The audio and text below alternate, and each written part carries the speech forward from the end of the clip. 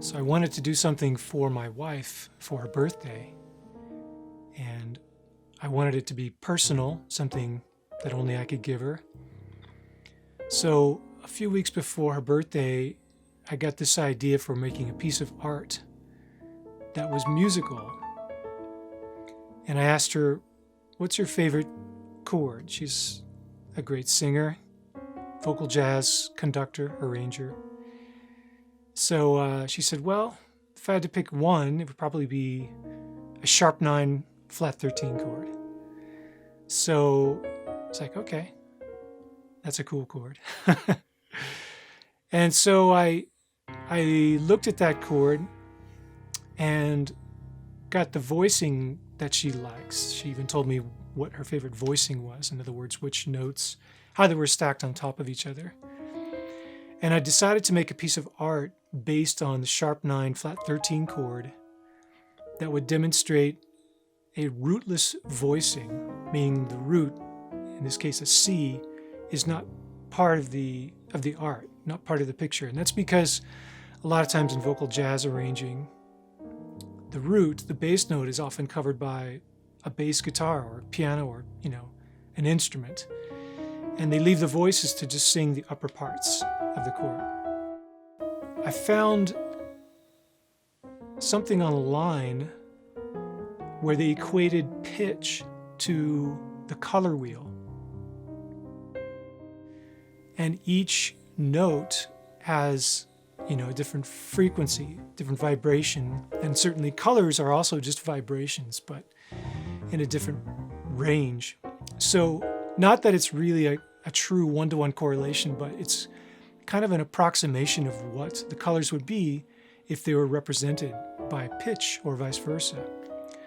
So I connected the notes of this chord, B flat, E, A flat, and D sharp, and found out the relative colors.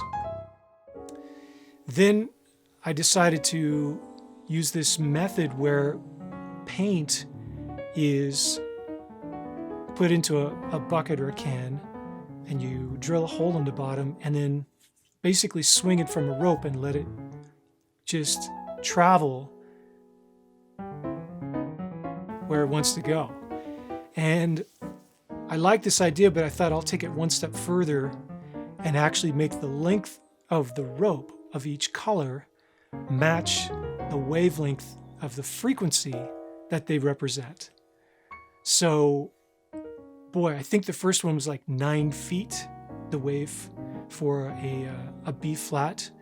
And so I tied some rope to the rafters of my garage and put the bucket at 9 feet below, and then got it all lined up and just let it go. And just let it go where it wanted to go. And it creates this kind of spirograph design on the canvas. And because the canvas is pretty small, it goes off and kind of leaves an edge.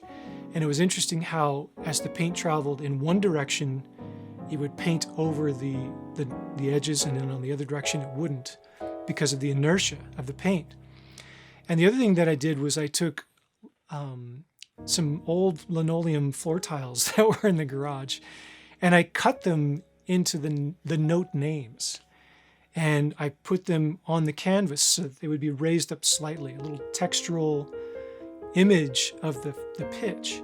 And it was interesting how, as the paint went over these raised up bits, it again kind of left a little bit of a shadow, if you will. So all in all, it was kind of an interesting experiment to see how it came out, and I think the result was pretty cool.